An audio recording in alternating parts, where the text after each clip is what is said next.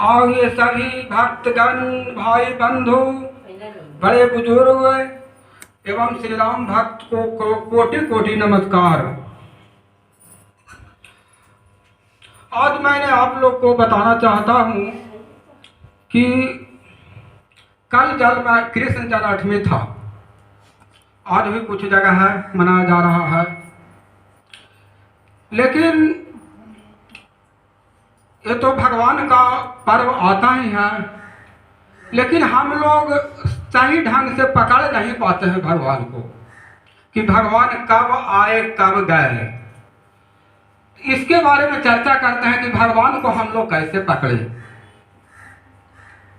भगवान को तो हम लोग साक्षात देखते हैं, लेकिन अनुभव नहीं करते। अनुभव करने का चीज है, और अनुभव तो सत्संग में होगा ही।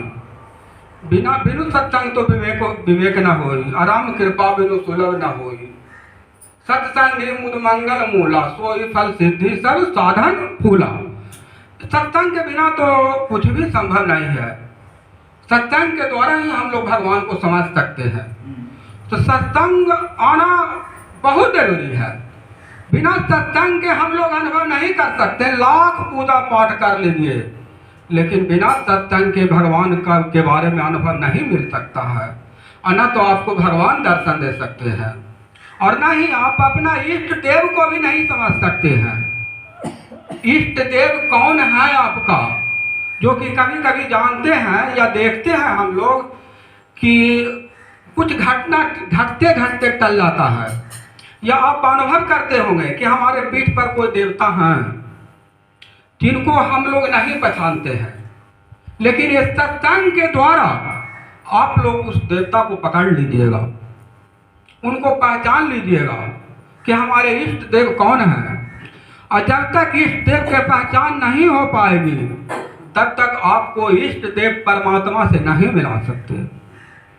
सबसे पहला हम लोग के ध्यान में इष्ट देव को पकड़ना चाहिए कि हम लोग कैसे अनुभव करें।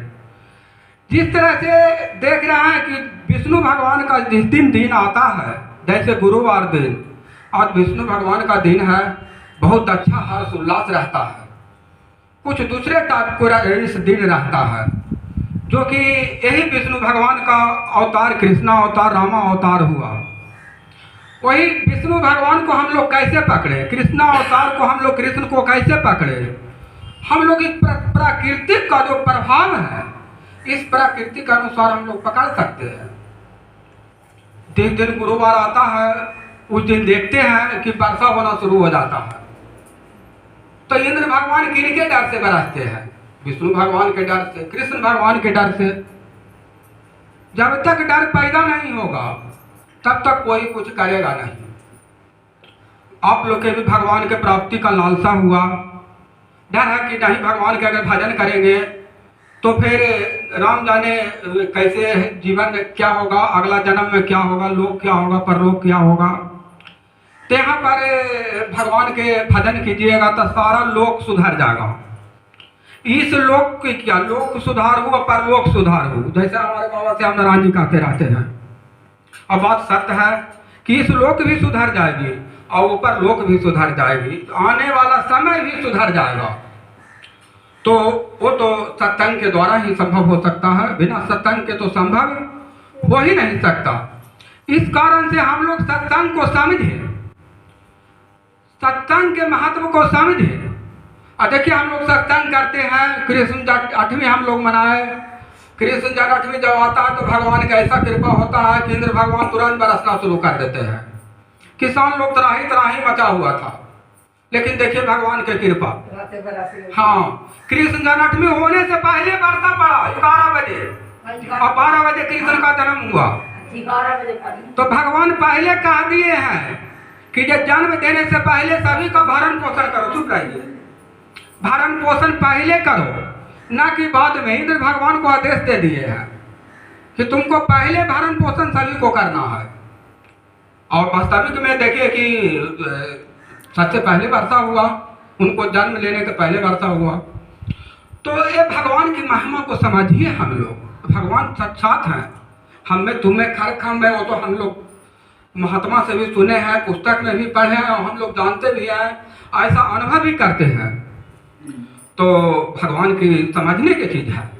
बहुत लोग ऐसा कहते हैं कि भाई एक तो कर्नाटक के मंत्री है जो कि वो क्या बोल रहा है कि ये हिंदू कब से आया ये कोई जानता ही नहीं है, हिंदू का उत्पत्ति कैसे हुआ। वो तो भारी मूर्ख है, वो नहीं जानता है कि हिंदू से ही सब चीज का उत्पत्ति हुआ, हिंदू से ही सब धर्म का उत्पत्ति हुआ। पहले सिर्फ हिंदू था, आर्यावर्त हिंदू, पूरा हिंदुस्तान था, हिंदुस्तान बटा तो इराक तैयार हुआ, हिंदुस्तान बटा तो पाकिस्तान बना, बांग्लादेश बना, सारा हिंदुस्तान था और सारा हिंदू था। हिंदू से टूटने के कारण वो है जो अलग धर्म निर्माण किया, अलग अलग लोग है जो अति करता है। उसी तरह से चाहे बौद्ध धर्म हो, चाहे ईसाई धर्म हो, चाहे सिख धर्म हो, सारा तो हिंदू से ही उत्पत्ति है। और वो मंत्री कह रहा है कि ये हिंदू को बारे में जानते ही नहीं है कब से उत्पत्ति है। हिंदू तो सारा यहाँ था ही, पूरा संसार में, पूरा वर्ल्ड में तो हिंदू ही था। हाँ, बिना सोचे समझे बोलते रहता। देखा वो मंत्री पद पर बैठा हुआ, दिन भर दारू पिएगा, रात के दारू पिएगा और दिन भर संसद भवन में जाएगा, सूखेगा, झुकेगा और उसके बाद इस तरह से बात बोलेगा। समझेगा तो है ये नहीं कुछ हो, क्या जनता की कमी है, क्या दूर करना है, ये कोई समझ नहीं पाता है। और मुखिया के भी देखिए कि जहाँ पर लाभ होगा वहाँ जाएगा ना तो देखने के लिए तैयार ना है कहाँ क्या काम हो रहा है, कैसे जनता है। जबकि जनता लोग वोट देते हैं किस लिए कि बिहान ये काम करे, अच्छा करे। तो इसीलिए हम लोग मेन पॉइंट पर चलते हैं कि इष्ट देव को हम लोग कैसे पकड़े। तो इष्ट आपके पीछे हमेशा इष्ट देव चलते रहते हैं। आपका देवता है ऐसा जो कि आपको हमेशा रक्षा करते हैं। जब उनको पकड़िएगा तब आपको परमात्मा प्राप्त हो जाएंगे। तब उनको पकड़ने का सबसे अच्छा साधन है सत्संग। सत्संग के द्वारा आप अपने इष्ट देव को पकड़िएगा। कैसे?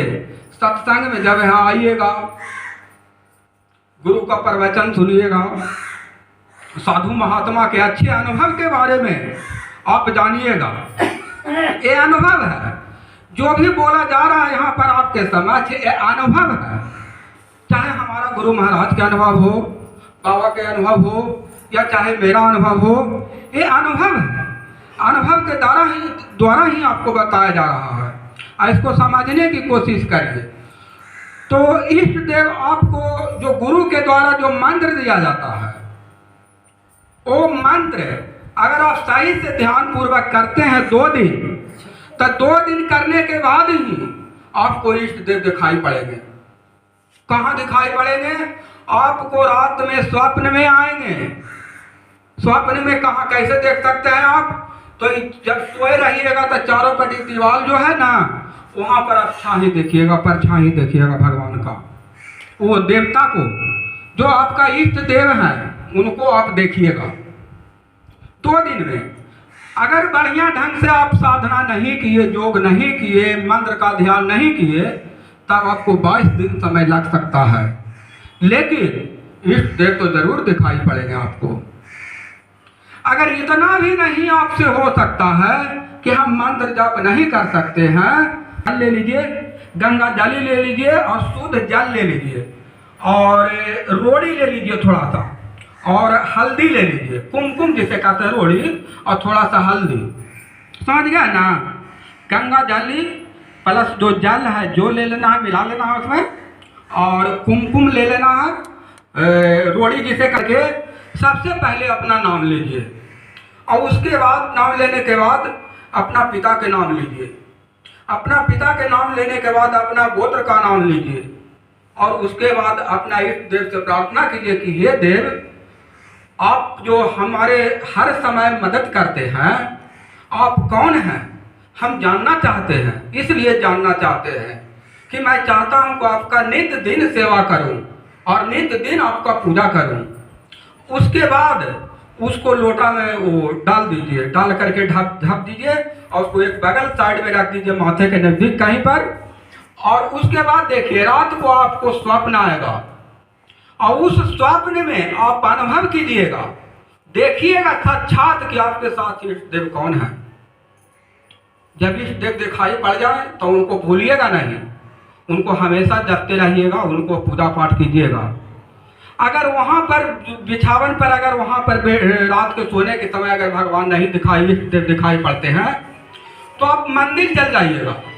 मंदिर कहाँ पर? जहाँ पर कि सभी देवता रहते हैं।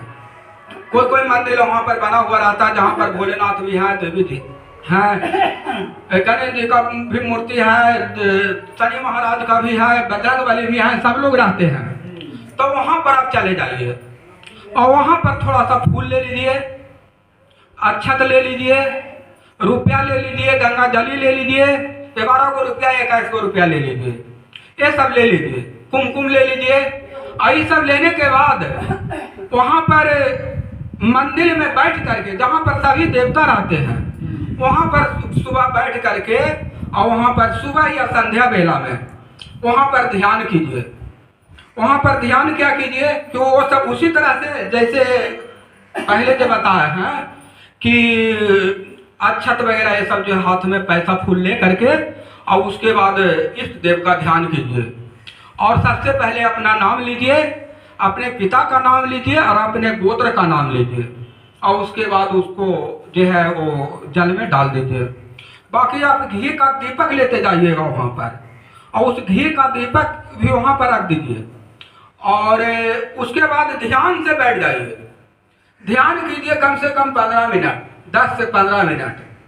आपको एक छाई रूप में जब ध्यान कीजिएगा, आंख बंद रखिएगा, तो उस समय आपको इष्ट देव परछाई के रूप में दिखाई पड़ेंगे कि हमारा कौन इष्ट देव है। वो तो उनका बनावट से, रंग रूप से हम लोग पकड़ ही लेते हैं कि कौन इष्ट देव है जो, और उस अनुसार जो आपको इष्ट देव दिखाई दे, उनको जाकर के सारा जो ले गए आप दीपक या जल या जो भी है, उनको समर्पित कर दीजिए और उनको ध्यान दीजिए। अगर उस पर भी इष्ट देव नहीं दिखाई पड़ते हैं, तब आप क्या कीजिएगा? कुछ नहीं, यहाँ सत्संग में आइए। उस पर भी नहीं दिखाई पड़ता है तो बढ़ते हैं भगवान, तो सत्संग में आइए और सत्संग में आकर के भगवान के नजदीक अपना सारा तन मन धन सब है जो भगवान को समर्पित कर दीजिए और भगवान से अनुरोध कीजिए कि हे प्रभु, मैंने आपके समक्ष आए हैं, आपके सामने मैं कुछ नहीं हूँ, लेकिन आप हमारे माता और पिता के समान हैं, आप हमें अच्छा मार्ग दें। वो बिल्कुल देंगे। जब अपने आप को कहीं पर गिराइएगा तो वहां पर भगवान के नजदीक अगर अपने आप को गिरा दीजिएगा, गिरिएगा, तब भगवान जरूर आप पर कृपा करेंगे। लेकिन थोड़ा सा भी अगर घमंड उत्पन्न हुआ या थोड़ा सा ऐसा उत्पन्न हुआ कि भाई हम भगवान के नजदीक न जाएंगे, भगवान के करने से क्या होगा, क्या थी होगा, थोड़ा सा भी अगर उस तरह से उत्पन्न हुआ तो आप भगवान के कृपा को नहीं प्राप्त कर सकते हैं। एक बार की बात है कि स्वतंत्रता संग्राम सेनानी आचार्य विनोबा भावे थे, उनको जानते होंगे।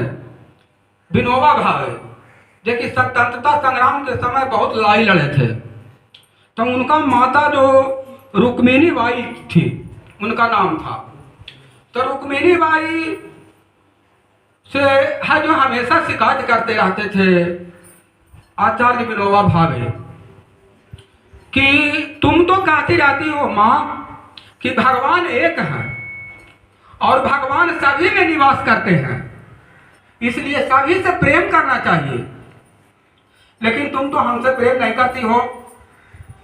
विनोबा भावे कहते हैं अपनी माता रुक्मिणी बाई से कि तुम तो प्रेम नहीं करते हो मुझसे, क्यों नहीं करते हो?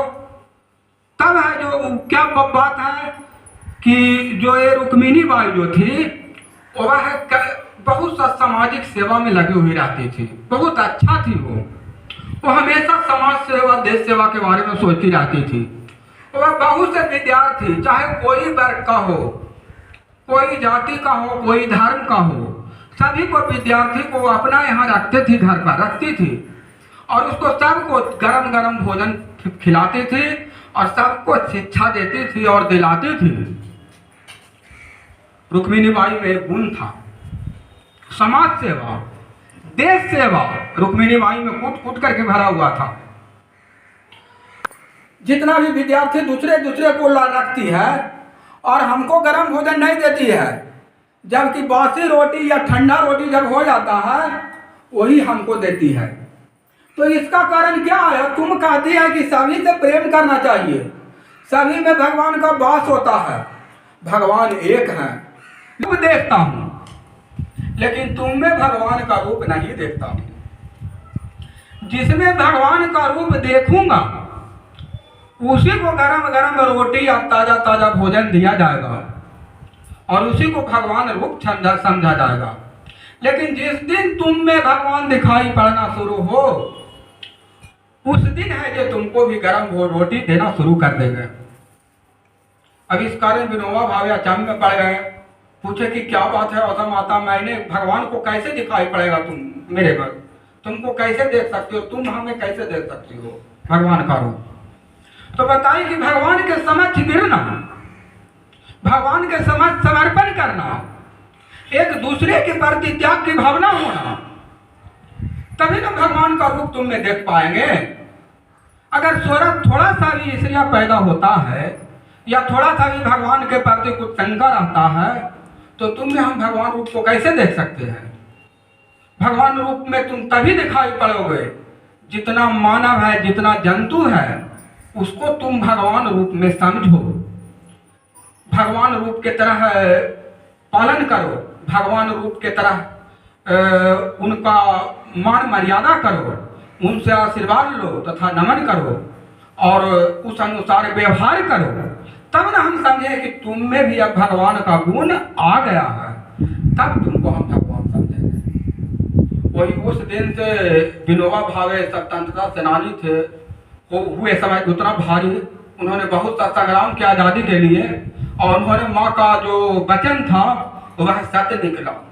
उन्होंने मानव जाति से प्रेम करना सीख लिए और उस कारण आज देखिए इतिहास के पन्ना में नाम जुड़ गया और भगवान का कृपा प्राप्त किए। बोलिए श्याम रामचंद्र भगवान की जय।